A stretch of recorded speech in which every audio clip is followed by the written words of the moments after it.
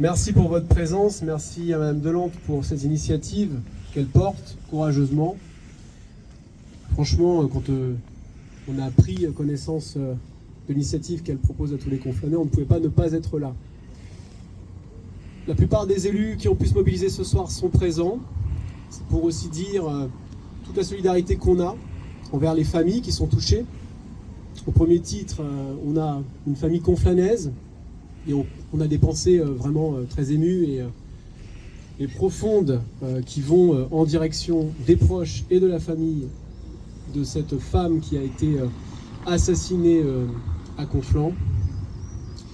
Ça soulève des questions plus que des questions. C'est assez effrayant de voir le nombre de féminicides chaque année. Une femme qui tombe sous les coups de son compagnon, de son conjoint, tous les 2 jours, 3 jours, en moyenne en France. On peut parler quand même d'incidents tragiques, systémiques. Et donc il y a clairement des questions à se poser sur cette culture de la violence intrafamiliale, cette culture de la violence envers les femmes. Et il faut que tous les pouvoirs publics s'emparent de ce sujet pour casser cette dynamique absolument atroce à tous les niveaux. Ça commence au sein de la famille, ça se poursuit à l'école, mais il faut aussi que les pouvoirs publics et les collectivités territoriales, comme les mairies, les départements, travaillent sur ces sujets. Alors je le dis, nous, mairie de Conflans-Sainte-Honorine, nouvellement élus, nous avons décidé de nommer des conseillers municipaux, des adjoints, une adjointe, déléguée à la protection des femmes. C'était important pour nous de le faire. Vous aurez constaté que je suis un peu ému, j'ai du mal à trouver mes mots, mais des fois c'est comme ça qu'on est aussi le plus direct. Je vais pas être beaucoup plus long. Je vous remercie vivement de vous être mobilisés. Ça peut paraître un peu, peut-être pas suffisant, on voit pas beaucoup de monde ici, mais chaque personne qui est là, je la remercie du plus profond de mon cœur. Voilà. Je vais passer la parole et la rendre à Madame Delante. Est-ce que vous êtes prêts à dire un mot? Merci, Monsieur le maire. Alors, je n'ai pas la même aisance que Monsieur le maire, donc moi j'ai besoin de mon petit papier, déjà pour me donner un peu de sécurité. Donc, je vais d'abord vous remercier d'être présent ce soir. C'est la première fois que j'organise un rassemblement de cette nature, et heureusement, compte tenu de la cause.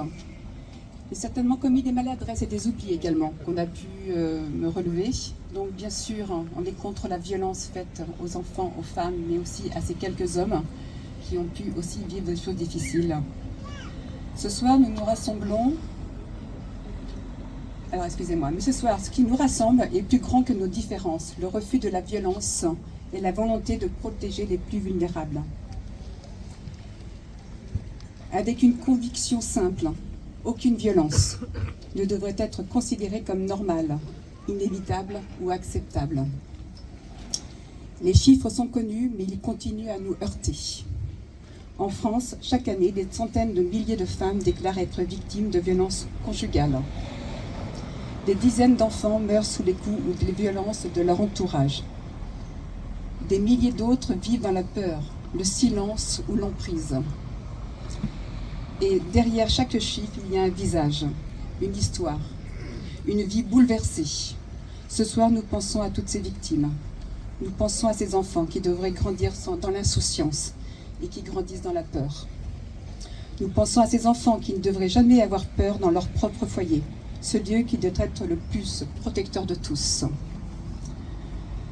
Nous pensons aux enfants qui devraient pouvoir laisser leurs enfants. Nous pensons aux parents, qui devraient pouvoir laisser leurs enfants en confiance.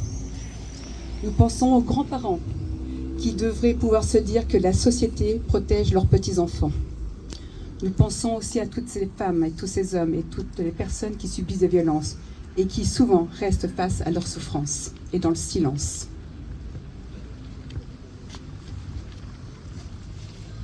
Je veux également m'adresser aux institutions présentes ici ou ailleurs, à la justice, aux services publics, aux collectivités, aux associations, aux responsables politiques et autres. Nous savons que beaucoup agissent déjà. Et maintenant, nous devons faire plus que agir. Nous devons décider, nous devons faire, nous devons vraiment agir avec fermeté. Mais nous savons aussi que nous pouvons faire mieux, parce qu'aucune victime ne devrait attendre d'être entendue, parce qu'aucun signalement ne devrait rester sans suite, parce qu'aucun enfant ne doit être laissé seul en danger. Nous avons besoin de moyens, nous avons besoin de prévention, nous avons besoin de protection. Nous avons besoin de courage collectif, et merci à vous d'être là. Vous manifestez ce courage collectif de enfin s'exprimer. Je vous le dis avec détermination. Et ça, ceux qui me connaissent le savent. Tant que des enfants auront peur chez eux, tant que des femmes subiront des violences, tant que des victimes resteront sans protection suffisante, ce ne sera pas mon dernier rassemblement. J'espère qu'il n'y en aura pas de trop. Ça voudrait dire que la justice et l'État prennent ses responsabilités très rapidement. Je continuerai, nous continuerons. Non pas contre quelqu'un, mais pour quelque chose. Pour la sécurité, pour la dignité et pour la justice. Pour que nos enfants puissent grandir libres. Pour qu'ils puissent faire confiance aux adultes qui les entourent. Pour qu'ils puissent regarder l'avenir avec espoir, plutôt qu'avec la peur.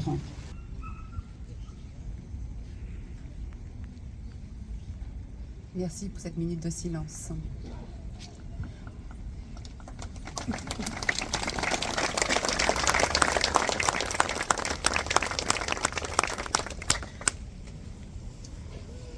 Je ne cacherai pas que le sujet me touche, donc je prends un peu de temps.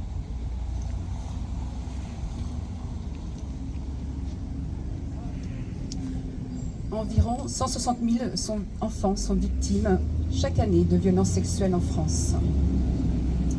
Il y a 722 000 naissances par an en moyenne. Ça, c'est un chiffre de 2022. Ce qui veut dire que 22% des enfants qui naissent subiront un acte sexuel, une violence sexuelle.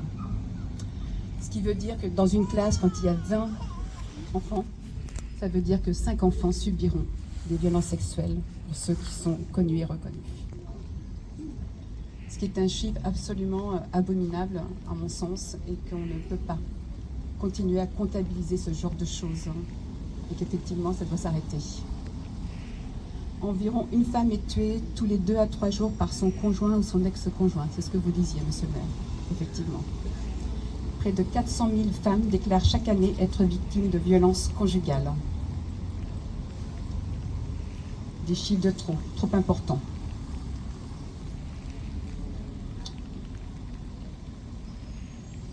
Je vais faire une petite pause et je vais laisser la parole et je reprendrai un peu plus tard si nécessaire. Je sais que monsieur, vous aviez envie de prendre la parole. Je sais qu'il y a d'autres personnes qui pourraient aussi prendre la parole. Vous êtes les bienvenus. Je vais prendre la parole. Je suis aussi très ému parce que je vis en tant que père d'une jeune fille qui s'est faite agresser sexuellement, qui aurait pu être violée il n'y a pas tellement longtemps à Conflans. Donc j'ai beaucoup d'émotions. J'ai beaucoup d'émotions quand je pense à Émilie, à Diana, à toutes les autres, toutes ces femmes, toutes ces jeunes filles, toutes ces jeunes femmes aussi, qui ont peur. Le matin, quand je me lève, depuis quelque temps, je me dis, mais qu'est-ce que tu n'as pas fait?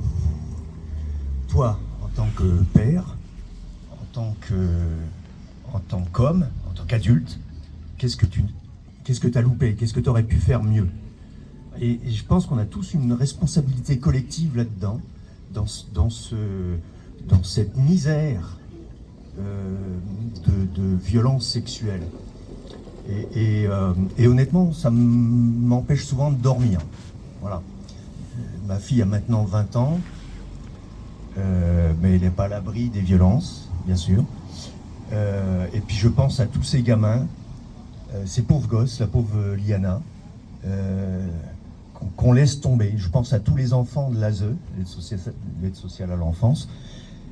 Et je me dis que c'est pas un scandale d'État, je me dis que c'est un crime d'État. Vous savez, on peut être coupable d'un homicide involontaire. Là, on détruit des vies les vies des familles, les vies des enfants. Et en tant qu'adulte et papa, ça me terrifie. Donc il est effectivement grand temps qu'on prenne conscience de ça. En plus, moi j'aurais pu être papa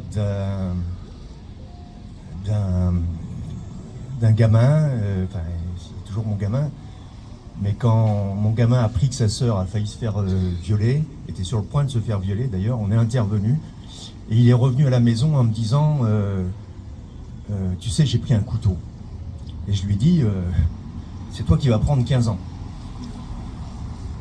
Donc pour un viol, la jeune fille ou la jeune femme ou la femme qui se fait violer prend beaucoup plus que 15 ans. Et mon fils aurait pu prendre 15 ans. Et maintenant je suis fier parce qu'il fait partie de nos forces armées. Et donc il a compris qu'il y avait un chemin en dehors de ça. Mais je voudrais vraiment qu'en tant que société, on comprenne qu'on ne peut pas laisser faire ces choses-là. Alors je réfléchis à tous les moyens possibles et imaginables, parce que je suis chef d'entreprise, je suis consultant, je suis ingénieur, enfin bref, et je me dis, mais comment est-ce qu'on peut améliorer ces choses-là pour ne pas en venir à se faire justice soi-même? Parce que ça, c'est pas une société, ça. Ça, c'est... Oui, c'est gentil, je suis peut-être trop long. Donc la société qu'on veut, c'est pas ça. Et en même temps, je peux comprendre la violence qui peut exister au sein de certaines familles. Je ne peux qu'admirer la dignité de la famille de Liana et des autres familles touchées par ces violences-là. Je ne voudrais pas qu'on en arrive au pire. Et ça, je m'adresse effectivement à tous les hommes politiques, à tous les citoyens en fait, parce qu'on a tous une responsabilité là-dedans. Quand il y a, comme vous le disiez, 160 000 gamins, gamines surtout, mais gamins aussi, qui subissent des violences sexuelles, je trouve que c'est un scandale infâme. C'est pas possible de vivre dans ce monde-là. Voilà. Bon, je suis désolé d'avoir pris trop de temps. C'est un temps nécessaire pour vous, pour exprimer votre leader également. Merci à vous. Est-ce que quelqu'un souhaite prendre la parole?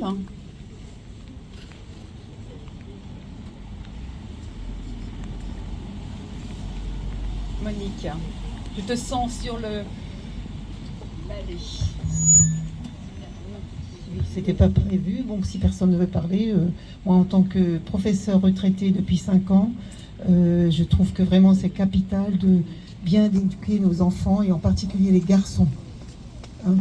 Donc les chiffres sont terrifiants, mais il faut bouger. Cette manifestation ou ce rassemblement est vraiment important. Donc c'est bien qu'on soit là, tout ça. Et il faut des actes. Il faut que la justice soit plus rapide, comme en Espagne ou dans d'autres pays. Et l'éducation, l'exemple compte avant tout. Nous, les adultes, en tant que parents, grands-parents, les pères en particulier aussi, les papas avant tout, par rapport au rôle des garçons. Voilà, c'est ce que je tenais à souligner. Je suis un peu émue parce que c'est une cause qui me tient à cœur. Bravo. Merci. Bravo. Et vraiment, oui, je suis mamie depuis 2 mois et puis un autre, 1 an, enfin 15 mois, pardon. Mais surtout, l'exemple compte avant tout, c'est l'exemple. Et puis, moi, je prends plus d'assurance maintenant pour intervenir parfois quand je vois des enfants qu'on maltraite psychologiquement. Enfin, voilà, j'essaie de dire un petit mot avec humour, parce que c'est vrai que dans les magasins, parfois, on voit des parents excédés qui parlent mal à leurs enfants. Ça m'est arrivé aussi, parce qu'on est parfois à bout, quoi. Et, on a besoin d'être aidés. Alors aussi, des cours de parentalité, ce serait important. Hein. Plutôt que de sexualité, il faudrait d'affectivité plutôt, des cours, des interventions peut-être par des gens sensibilisés à cette cause, à cette importance, comment être parent, parce que souvent les jeunes sont parachutés dedans et voilà, c'est difficile. Bon, merci pour votre écoute. Merci Monique. Est-ce que d'autres personnes auraient envie de s'exprimer?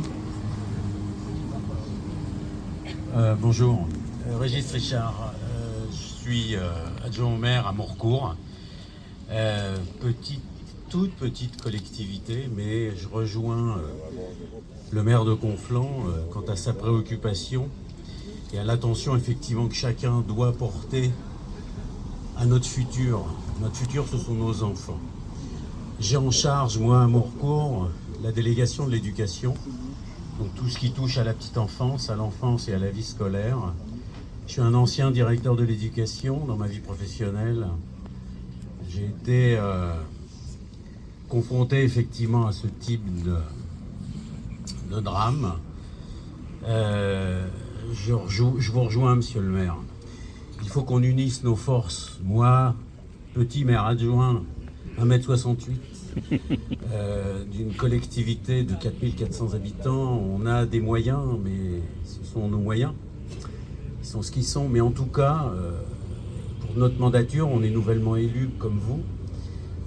On a effectivement, nous aussi, pour objectif de porter une attention toute particulière quant à l'écoute et à la prise en charge de notre jeunesse, de la petite enfance jusqu'à l'adolescence, voire plus. Et je suis d'accord, effectivement, il y a un vrai travail à mener autour de nos garçons. Donc je m'engage, moi, je vais engager la collectivité de Morcourt auprès de l'UNICEF dans le cadre d'un label qui s'appelle Ville Amie des Enfants. C'est un des labels, ce n'est qu'un label, j'allais dire, mais au-delà du label, il y a tous les engagements qui couvrent tout ce secteur. Et entre autres, dans ces engagements-là, il y a ce que demande l'UNICEF, c'est tout ce qui touche effectivement à la protection de nos enfants. J'ai 6 ans, peut-être 7. Tout dépendra de nos gouvernants pour savoir si on reporte d'une année les élections municipales. En tout cas, les 6 ans que j'ai devant moi, je vais m'en servir à mon petit niveau. En tout cas, je vais tout faire effectivement pour mettre en œuvre dans toutes les structures d'accueil de l'enfance et effectivement aussi autour des actions qui peuvent toucher à la parentalité. Mais je pense aux écoles, je pense aux accueils de loisirs, je pense à l'action périscolaire. Qu'est-ce qu'on n'en a pas parlé avec le drame de Paris. En tout cas, moi, je vais me relever les manches, même s'il pleut, pour essayer effectivement, en tout cas, oui, de faire avancer cette cause. J'espère, monsieur le maire, qu'on pourra travailler ensemble sur cette action qui, à mon sens, est vitale pour notre société. Vitale. Voilà. Je ne vais pas vous embêter plus avec mon discours. Merci à vous et merci d'être venu. Y a-t-il d'autres personnes qui souhaitent à nouveau prendre la parole ou prendre la parole tout simplement?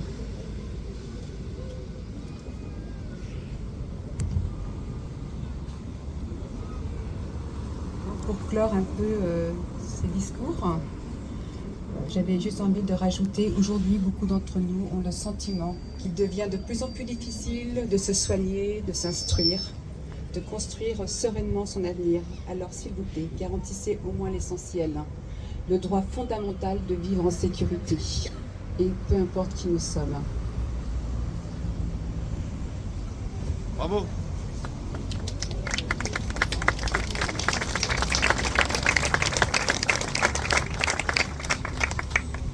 Pour terminer, je vous propose qu'on puisse scander ensemble, pour nos enfants, plus jamais la peur. Si on pouvait se le dire au moins une fois tous ensemble, pour nos enfants, plus jamais la peur. Pour nos enfants, plus jamais la peur. Pour nos enfants, plus jamais la peur. Pour nos enfants, plus jamais la peur.